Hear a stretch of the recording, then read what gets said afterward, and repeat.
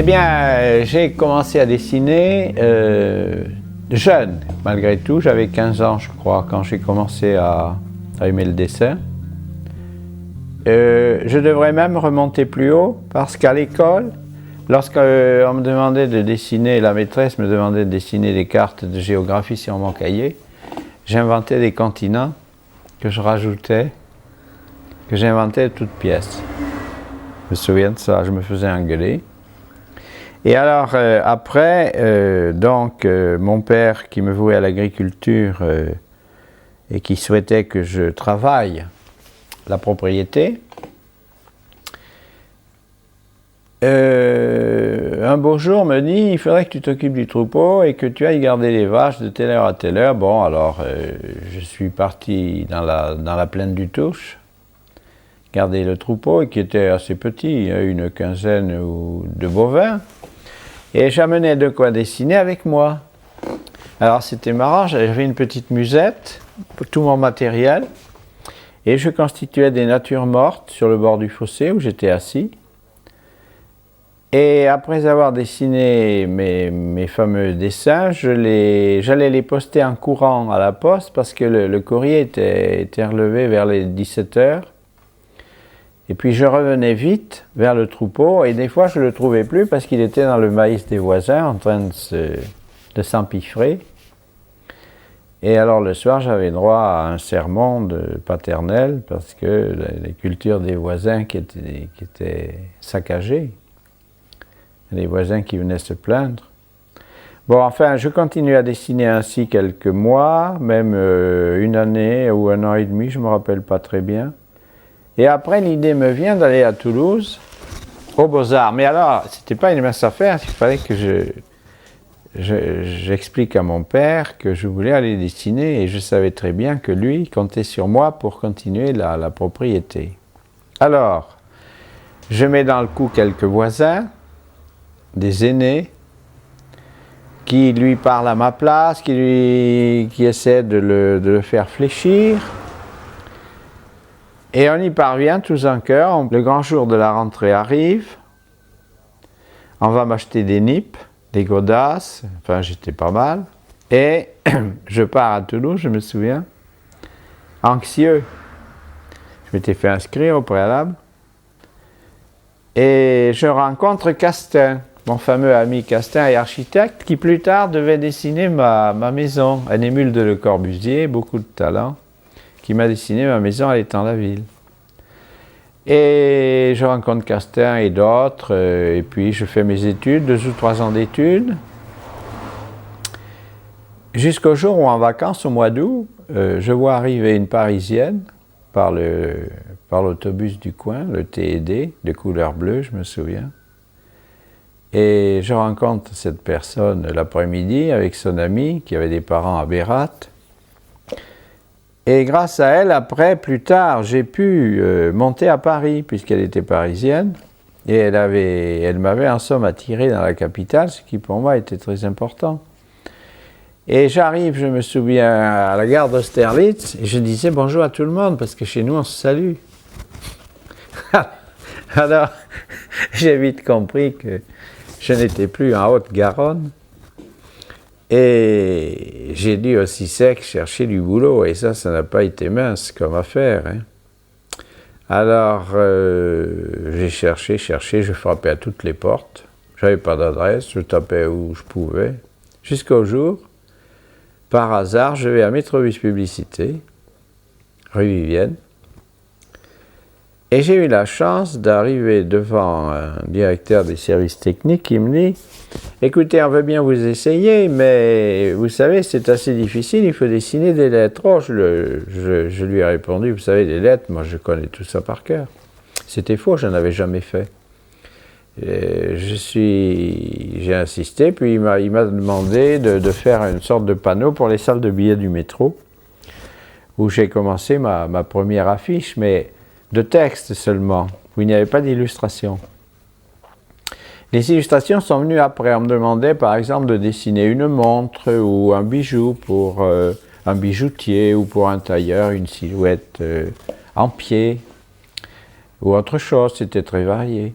Et j'ai dessiné mes premiers panneaux ainsi, on me les payait, je ne sais plus, 15 balles ou une misère. Mais à l'époque, quand même, l'argent avait une autre valeur. Alors, je dessinais sans arrêt, jour et nuit. J'en dessinais des centaines, mais vraiment, j'en dessinais beaucoup. Un beau jour, le directeur de Métrobus, Tordo, qui était un homme extraordinaire, qui a créé la station Louvre, entre parenthèses, entre autres, qui a rénové le métro d'une façon extraordinaire. Voilà que peu à peu, il me demande un beau jour de dessiner une affiche pour les panneaux de fond du métro. Bon, alors je lui tortille un dessin, c'était pour un tailleur, je me souviens. Et j'ose signer, F-A-U-R-E. Je m'appelais Fauré comme Gabriel. Mais voilà que, après plusieurs tentatives semblables, les gens voyaient ces affiches et m'en parlaient. J'en étais tout surpris parce que j'avais vraiment une idée sur la publicité assez défavorable. Je ne croyais pas tellement à l'impact des affiches. Alors, certains même lisaient Favre. Le U disparaissait à la faveur d'un V, Favre. Alors j'en ai eu marre, j'ai mis un O. Donc je m'appelais toujours phonétiquement Fauré, mais écrit différemment. C'est quand même beaucoup plus graphique comme signature, et ça se retient beaucoup plus, car la signature dans l'affiche est une affiche, à mon sens.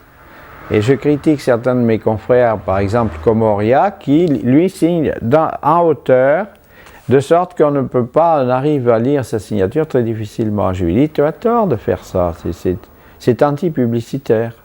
Bon, enfin, passons.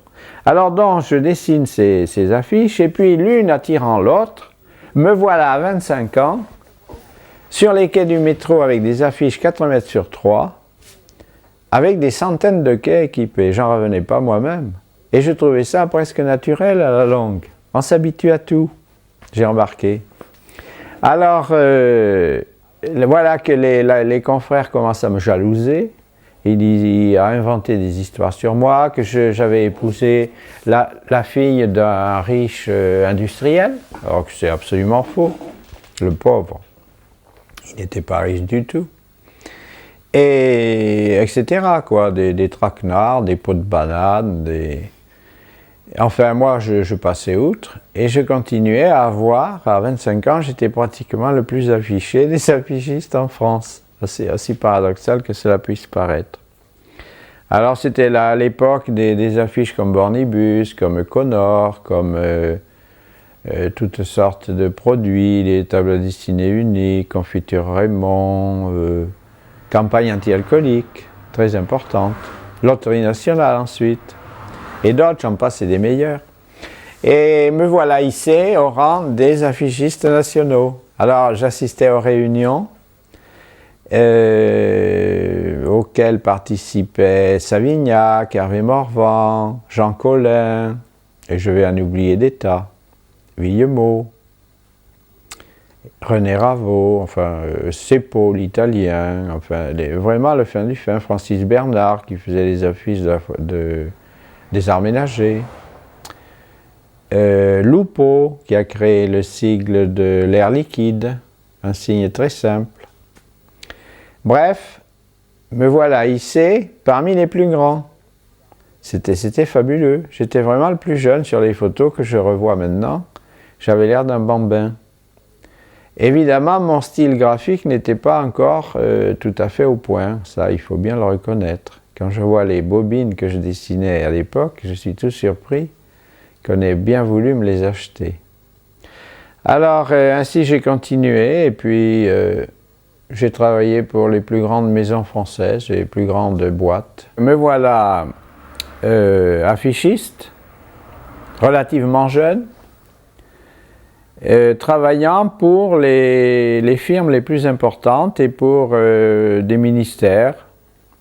Ministère de l'Agriculture, ministère des Anciens Combattants, etc.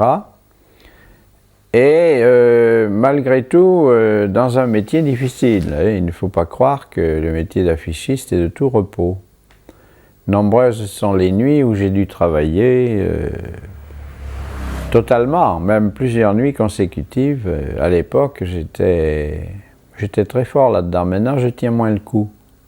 Mais j'ai eu passé 4 à 5 nuits, ça a été mon record.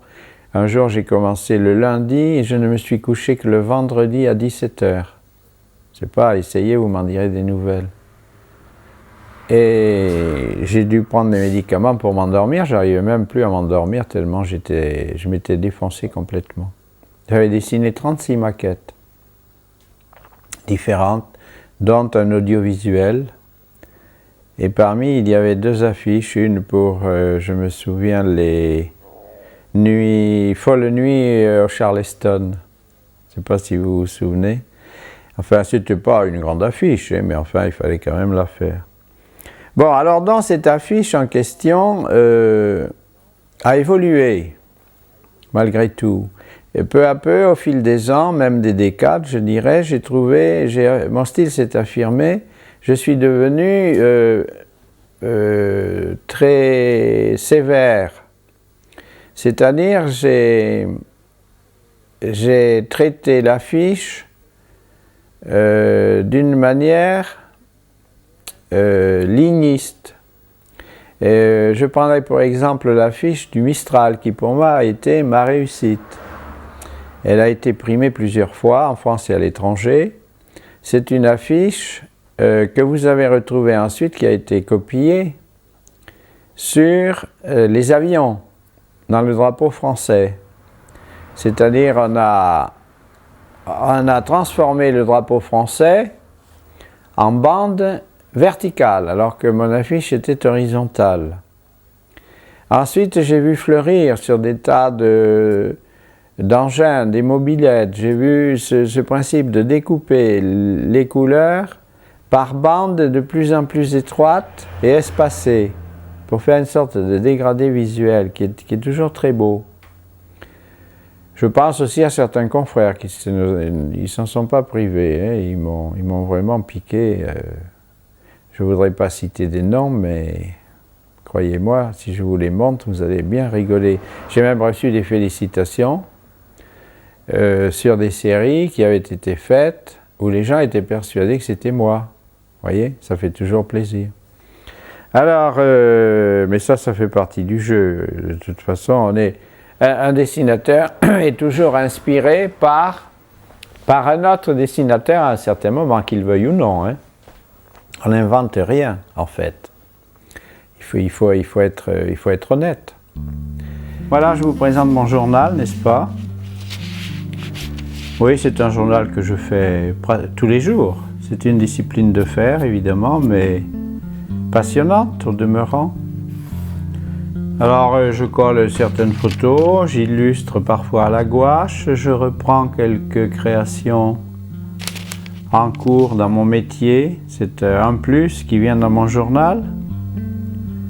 Voici une maquette inédite que j'ai retrouvée et que j'ai intégrée parce que je la trouve intéressante. Lorsque j'écoute certaines musiques, j'aime bien rendre hommage dans mon journal par un portrait. Ce que j'ai fait là. Bon, là, il me manque une illustration sur les vacances. Et là j'ai une photo intéressante, c'est la porte d'entrée de l'atelier de Cézanne à Boron-Barlotte. Et c'est resté tel que c'était à l'époque, hein, il n'y a pas à tortiller. Vous voyez, j'écris un journal qui n'a même pas un lecteur. À le lire, j'y perdrai moi-même le temps de continuer à l'écrire. On n'arrive à rien sans idée fixe. Je trouve que ça illustre bien cette démarche. Alors, l'affiche, donc, est une discipline extrêmement difficile parce qu'il faut qu'elle soit extrêmement simple et dépouillée de toute fioriture inutile. Lorsque vous avez fait votre dessin, il faut à nouveau le reprendre et l'épurer encore, jusqu'à ce qu'il reste le minimum de traits de couleur. L'affiche, on pourrait la comparer, si vous voulez, au signal routier. L'emblème, ou plutôt le signe de croisement, le dessin de croisement ou de rétrécissement. C'est tout simple et ça dit exactement ce que ça veut dire. Il faut arriver à cette espèce de sobriété extrême dans l'affiche, sinon on tombe à côté. Par ailleurs, vous avez dans l'affiche une autre affiche qui est le texte. Si la signature est aussi une affiche dans l'affiche, qui fait la publicité de celui qui l'a créé, le texte souvent détruit un très beau dessin, et ça c'est dommage.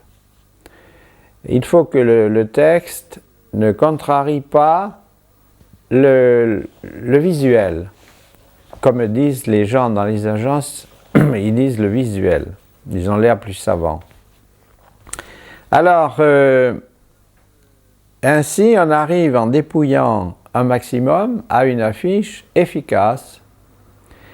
Et une deuxième qualité importante, c'est une très belle harmonie de couleurs qui la rend attrayante, de manière à ce qu'on ait envie, dès qu'on la voit sur les palissades, on a envie de la décoller pour se l'approprier et décorer son intérieur. Évidemment, s'il s'agit d'une publicité de saucisson ou de pâtes ou de je ne sais encore, il y a des thèmes rébarbatifs. Mais enfin, il y a de très belles affiches à collectionner. D'ailleurs, dans ce domaine, de plus en plus, les gens collectionnent les belles affiches. Les affiches dessinées disparaissent, elles sont remplacées de plus en plus par les affiches photographiques. Alors, bien sûr, de temps en temps, on voit de très belles affiches photographiques, mais on en voit davantage qui sont complètement loupés parce que les textes qui viennent sur la photo sont illisibles. Et je parlerai aussi de la recherche des slogans qui de plus en plus ne veulent rien dire. On se demande s'il reste des gens capables de trouver des slogans astucieux. C'est désespérant. Quand vous voyez par exemple pour un supermarché « Je positivise » ou un truc semblable, vous vous demandez ce que ça vient foutre là-dedans. Alors qu'il serait... En somme, c'est la recherche de la simplicité qui manque. Le plus difficile à trouver, c'est la chose simple. C'est rien d'autre. Peut-être pas assez. Ça, j'aime beaucoup cette affiche. Moi, j'aime bien celle-là, avec Concorde et puis TGV. Celle-là, oui, j'étais en concurrence avec plusieurs agences. Je m'y suis pris la veille. Et puis j'arrive, pouf, j'ai été choisi. Le coup de bol, hein. Quand j'ai commencé la raquette, j'ai pris un magazine là en bas de tennis, j'ai décalqué ma raquette, je l'ai exécutée sans savoir ce que j'allais faire autour. Pour faire une affiche, c'est extrêmement simple. Il suffit, en fait, des fois quand je me mets à y réfléchir, je suis presque effrayé. Parce que pour travailler, pour gagner ma vie, je m'aperçois que j'ai une feuille de papier devant moi, un crayon, une gomme, un tire-ligne, une règle. Et quelques couleurs, de la gouache, moi j'emploie Talens ou Linel, plutôt Talens. Et 2 ou 3 petits pinceaux, hein, c'est tout des numéros 6. Et avec ça, je gagne ma vie depuis 40 ans. Et ça a un côté effrayant quand j'y réfléchis. Parce que sur ce papier, il faut y mettre un dessin. Ce dessin, il faut être capable d'aller le vendre. Il faut être capable de convaincre. Et le dessin lui-même doit être capable aussi de contenir une certaine force. Il doit être plus que beau. C'est même pas ça. Il faut qu'il soit efficace publicitairement, qu'il soit agréable à l'œil. Je crois que ça compte beaucoup. Et où je suis surpris, c'est de voir Savignac qui, en fait, dessine des personnages qui ne sont pas forcément beaux. On ne peut pas dire qu'une affiche de Savignac est belle, Mais moi, je dis qu'elle est géniale. Moi, je collectionne à Savignac, j'ai 130 affiches différentes de ce confrère éminent, qui est d'une autre génération quand même. Et alors donc, j'arrive à me rendre compte, après 40 années, que j'ai passé ma vie en face de petits bouts de papier blanc que j'ai noirci, ou enfin c'est une façon de voir, que j'ai égayé par des dessins auxquels déjà moi je croyais, et que j'ai réussi à vendre. Et dans le fond, quand je regarde tout ce que j'ai dessiné, j'en ai dessiné plus de 10 000, je peux même davantage, je peux vous sortir des dessins à l'infini, j'en ai plein le grenier, mais je me dis, mais comment as-tu pu faire pour arriver à ce genre de choses?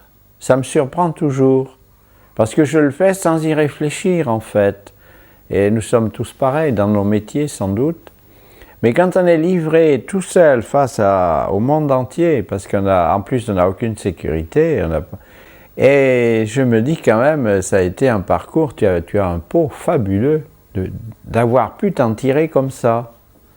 Alors évidemment, le métier a beaucoup évolué, parce que comme je vous le disais tout à l'heure, maintenant il devient photographique. Alors nous restons quoi, 5 ou 6 qui se rattache à l'école des affichistes français, l'affiche française, telle qu'on peut la définir, qui émane de ses illustres prédécesseurs comme Jean Collin, Cassandre et des centaines d'autres qui ont eu des talents extraordinaires. Bref, nous restons une poignée qui croyons encore à notre art, que nous essayons de perpétuer, tant bien que mal, mais j'avoue que c'est assez difficile parce que, comme la photo prend le dessus, nous nous retrouvons en dessous. Bref, la bonne affiche, en conclusion, je dirais, s'il fallait la définir, la bonne affiche est celle qui vous fait tomber dans le panneau.